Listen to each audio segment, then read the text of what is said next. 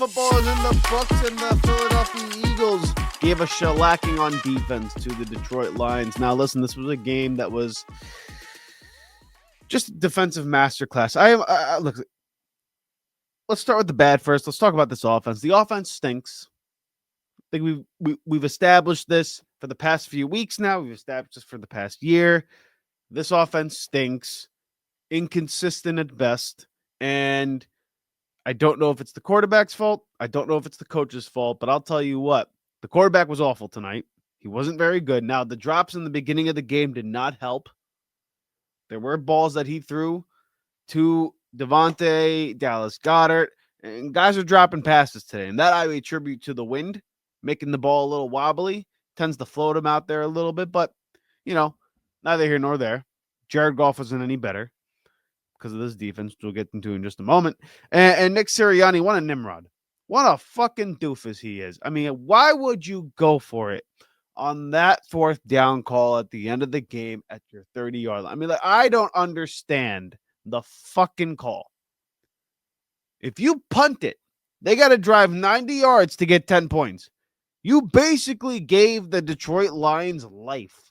You gave them 3 points, and they didn't have to do a damn thing. And enough time because your offense was so freaking putrid to potentially get the ball back and score on an explosive play, which we saw them do tonight with Jameson Williams. Now, again, back to the defense. Thank the heavens that Vic Fangio has assembled the coaching staff and has gotten this defense once again to play elite football. I mean, this is Denver Broncos type shit. This might be better than the Denver Broncos. It might be. This defense, ladies and gentlemen, is going to be the sole reason that we represent the NFC once again. It is the only way we will represent the NFC for the Super Bowl.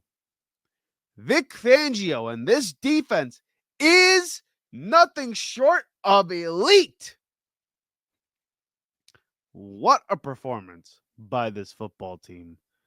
What a performance by this defense. And what an anemic performance by the offense and the head coach and the coaching staff over there. And we're going to dive into it a little bit more in just a second. But before we do that, let's introduce the show. This is the Riding the Bench Eagles podcast. I'm your host, Asif Badi. Like you, I am a Birds fan and talks about the Birds, only the Birds, and nothing but the Philadelphia Eagles. So do us a favor here. Help us grow this channel organically by shooting this video a thumbs up, commenting your thoughts in the comment section below, and subscribing to the channel. Also, check us out on audio platforms such as Apple Podcasts and Spotify. Leave a 5-star review because in the end, it doesn't cost you a damn thing to go ahead and hit subscribe and like. So we appreciate your support on the opposite side of the camera and on the opposite side of the airwaves.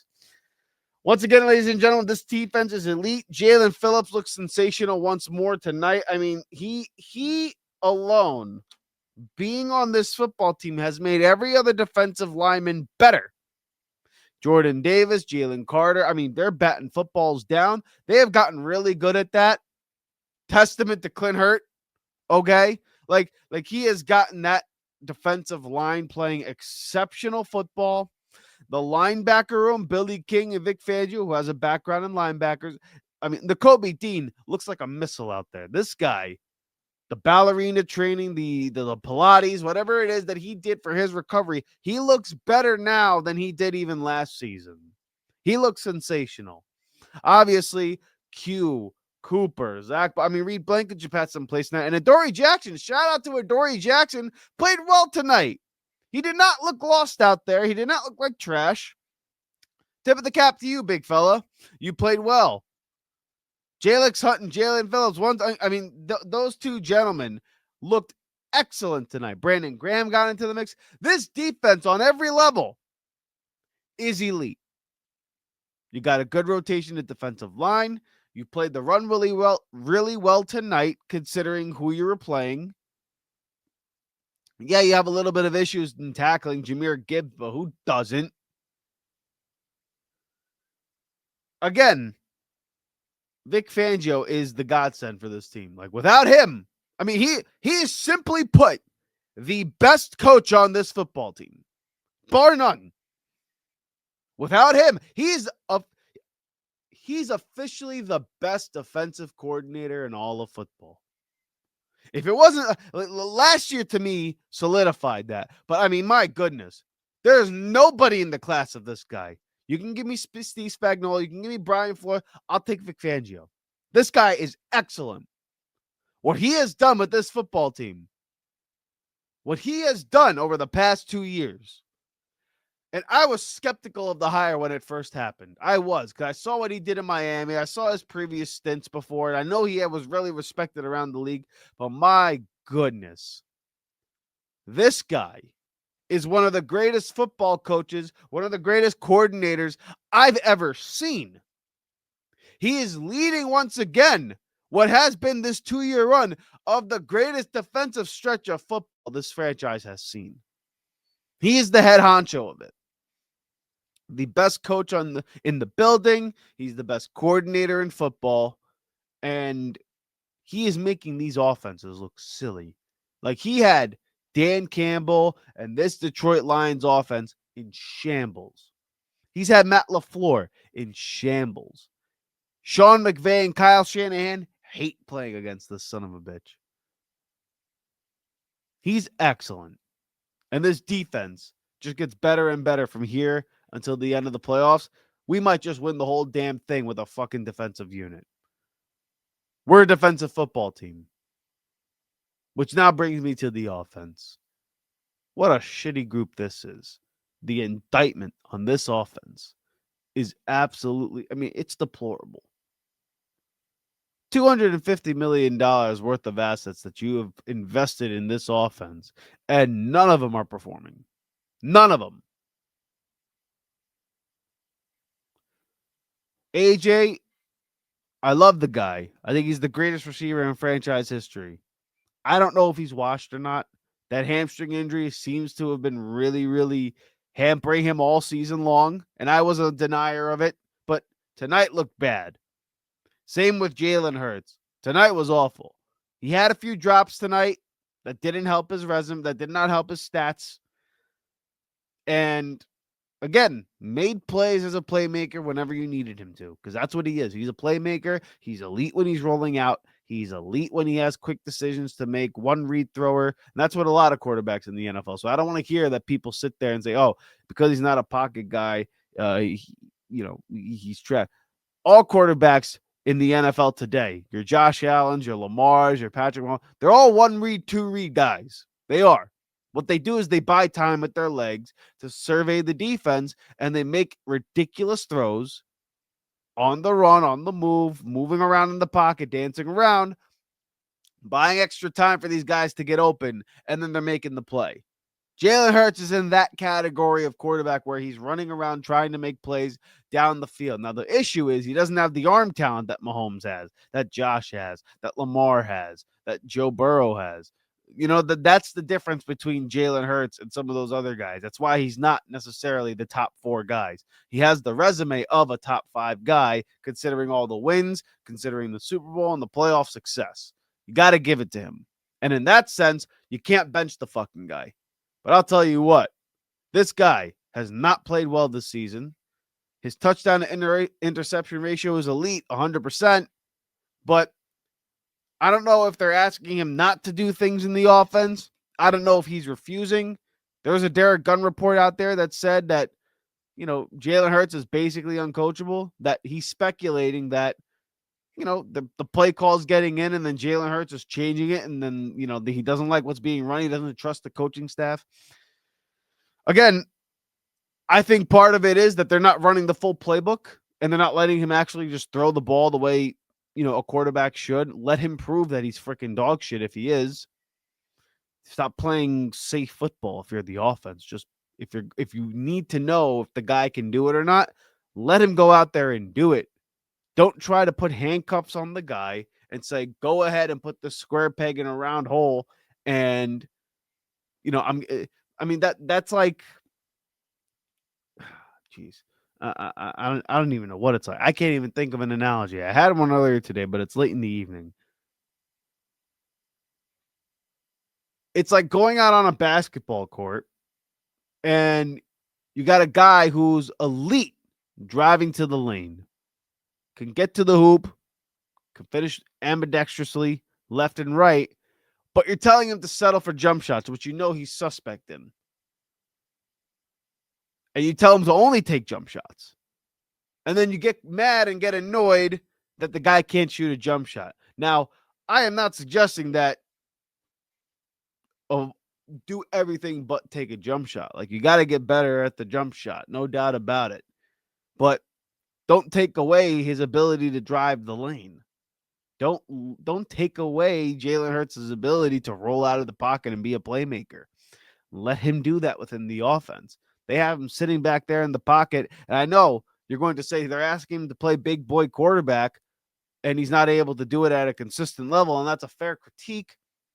But at the same time, you wouldn't ask your quarterback to do all the things that he's bad in.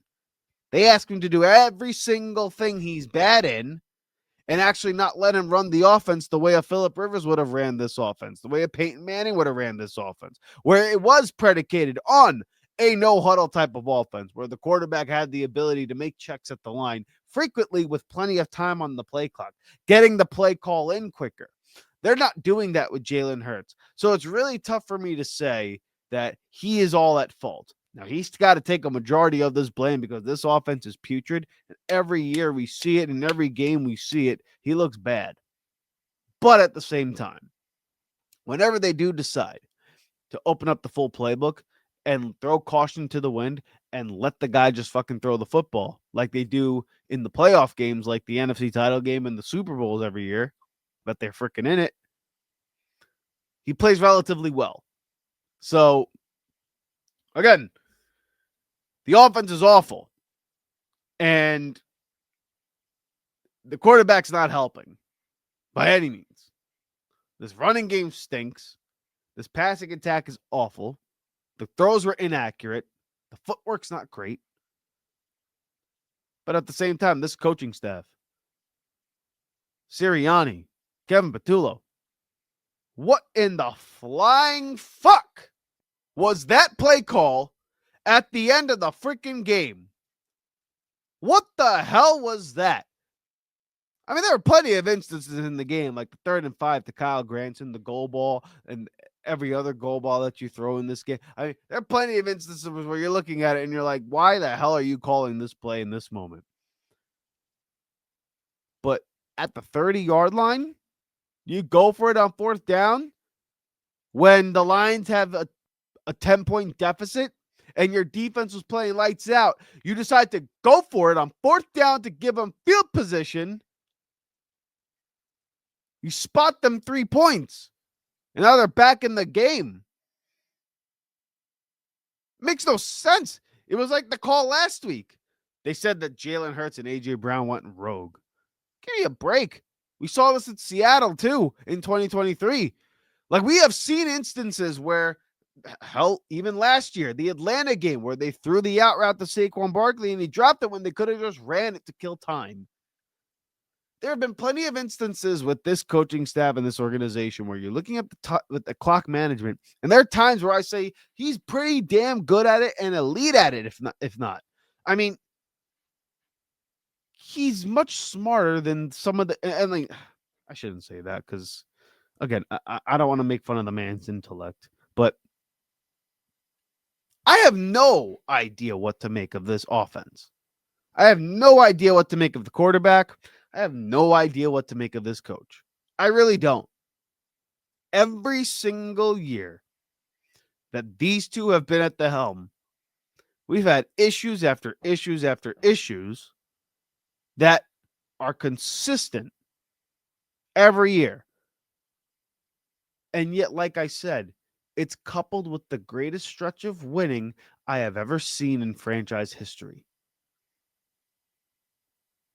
In the 4 years since 2020, since Jalen Hurts has been starter, we've been to the Super Bowl 2 times, have a Super Bowl championship. Nick Sirianni, 2 of the last 3 years, again, Super Bowl championship. Outcoached Andy Reid, had his offense ready in that Super Bowl play. They average 38 points a game. I mean, it is insane. what they do in big games. And in regular season games, it's just as much of an abomination as it is excellent in the Super Bowl. And yet they come out with the W every single week. And they're atop of the conference, probably going to have home field advantage. And I'll be damned if there's any team in the NFC outside of maybe the Rams that can go on the road and beat Philadelphia. And even then, will they be able to go up against Vic Fangio and this defensive unit? The last time we played them, we didn't have Jalen Phillips. We didn't have Nolan Smith. We didn't have Brandon Graham. We didn't have the Kobe Dean. At least playing like this anyway. I mean, this defense is freaking elite. We've got to come to the realization as a fan base. We're a defensive football team. Is led by Vic Fangio. Is led by Billy King, Christian Parker, Clinton Hurt. I mean, we are led by a great coaching staff on the defensive side of the ball. You got an offense that's inept, or at the very, very least, to put it kindly, inconsistent, and a coaching staff in Kevin Patullo and Nick Sirianni, who at times showcase they have no idea what they're doing, and then other times show that they're incredibly smart. Again, I don't know what to make of this football team, or at least the offense. I know what to make of the defense. This is a Super Bowl defense, and it's going to be the reason we get back there again, potentially. That and home field. This offense.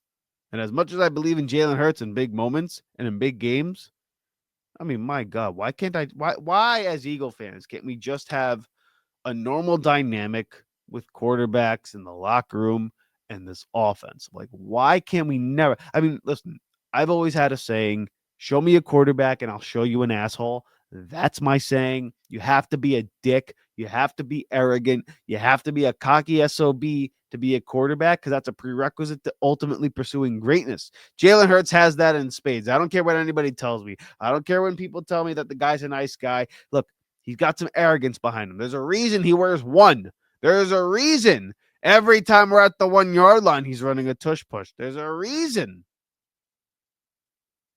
Every time someone says something negative about him, he has to try to fix the image. It's a very Jordan thing to do. And that's what Jordan did throughout his whole entire career. Would decline interviews, would not give people the time of day if you said anything bad about him. Same with Jalen Hurts and his organization and his agency, so to speak. That's what he does. And because he comes across as this shit don't stink, there have been comments about Jalen Hurts saying that he's aloof, that the guy is not necessarily easy to coach, that the guy is a bit of a problem.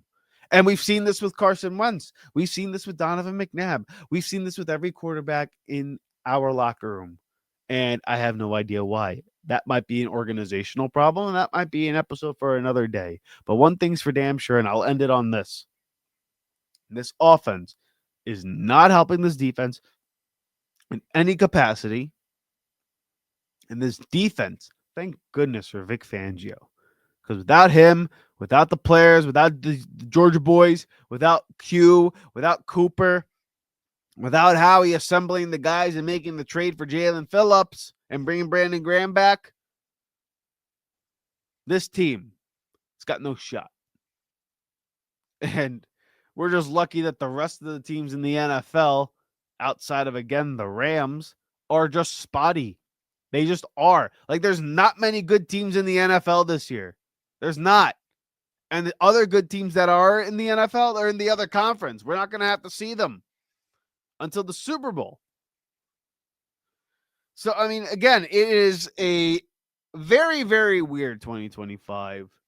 This defense is unbelievable. The only reason we're winning games, and it will continue to be the reason we win games, because we're a defensive-minded football team. And in this offseason, we're going to have a very, very, very interesting conversation when it comes to the quarterback, to the receivers, and the weapons on offense, because I'm pretty damn sure Lane Johnson will be done after this year. He's getting hurt too much. Some guys are just going to go down with injuries. Some guys are just going to lose a step. We're probably going to make some trades. It's going to be a very interesting offseason. But for now, I'm tired of being stressed about this team and this offense. I think I've accepted it for what it is. Inconsistent at best, inept coaching staff, and very, very inconsistent quarterback play. And this defense is, again, nothing short of sensational. And I am in belief that anybody you put in front of them right now will not be able to score more than 17 points a game. They won't be able to do it. So again, let me know your thoughts in the comment section below, what you think about this football team, because that's where I'm at right now. Maybe I'm a little too mellow.